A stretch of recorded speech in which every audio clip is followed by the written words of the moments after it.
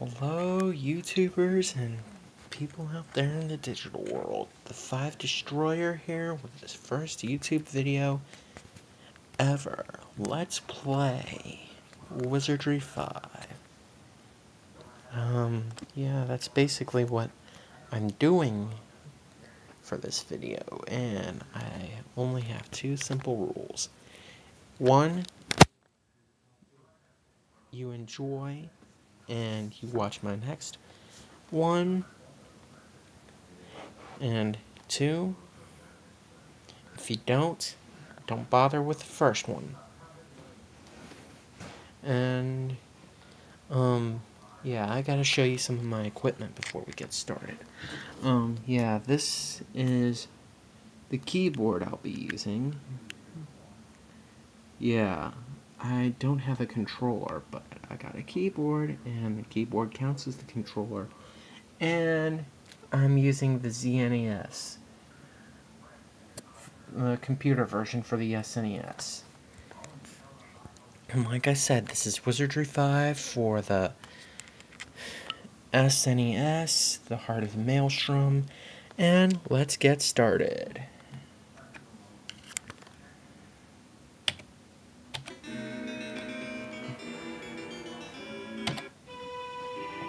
Okay, let me turn it down just a bit. Alright, well, welcome to the main game screen. This is basically where you are based at, the castle at Lily Gamelin, or whatever you want to call it. As you can see, at the bottom here, you have all 6 of your characters. Well, 6 slots for characters. When you start the game, this will be empty, but this is my party here. And if you see that they're hurt, that's because before I started doing this, I played through for it a little bit. Okay, let's get into the meat of the game. Well, the meat of this main place here. Start off with Gilgamesh's Tavern. Okay, Gilgamesh's Tavern is basically the hangout for your characters. These things right here, your characters. And it's got 5 simple options. Shaky because I'm doing this one-handed. You start off with the first option, add. It only works if these slots here are empty, as in there's none there. Add takes the characters that are in the character pool at the tavern and places them into your party. Just like that. Simple. Then you have remove. Remove is just as simple. You can take your characters that you have here, and if you're not using them anymore, you get rid of them. Not get rid of them as in kill them or something, but get rid of them as in remove them from your team. Inspect is something a little more complex. Basically inspect your character, all his stats, spell points if the character is a mage character, it has magically adept, HP, and all that. Though you can tell what the HP is by looking down here and seeing the hits, how many hit points he has and the status for his max on there. And finally, we have Divvy Gold. Divvy Gold basically separates the total gold you and your party characters your party has, and splits it evenly by 6. Now, and leave is leave, but okay. Now, if you're just starting out at Gilgamesh's Tavern, you'll notice that all the characters there, well, except for the thief, are all good. Well, there's a reason for it.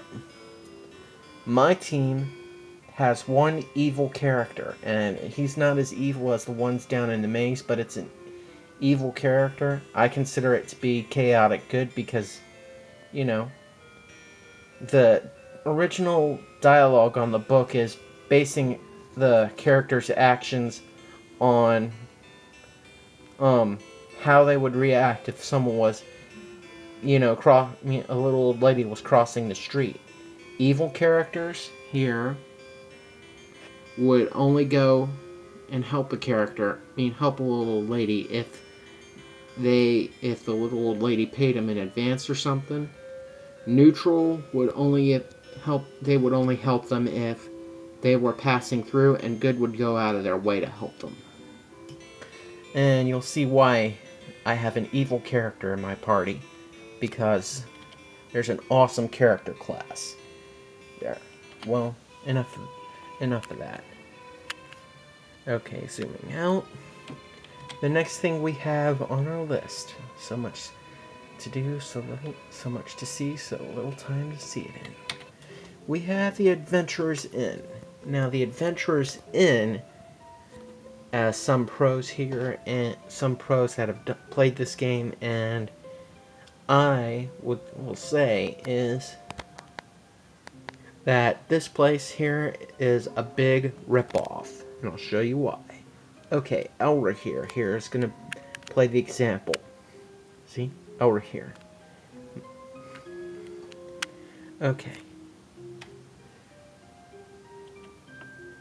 Okay, you see all this? These rooms here, except for the stables, will recover HP and spell points and let you level up and see how much you got to the next level. The stables is the only one that will not recover hit points. Don't ask me why, I didn't design the game. Now, we start off with the first room. A cot, which costs 10 gold a week. Well, you might be thinking, okay, 10 gold a week is cheap. I could afford that. Well, while everybody else has to wait outside or wait at the tavern, your character will be resting up, but the HP cost isn't worth it. It gives you 1 hit point per 10 gold per week you spend there. Now, some of the pros here are like, yeah, whatever.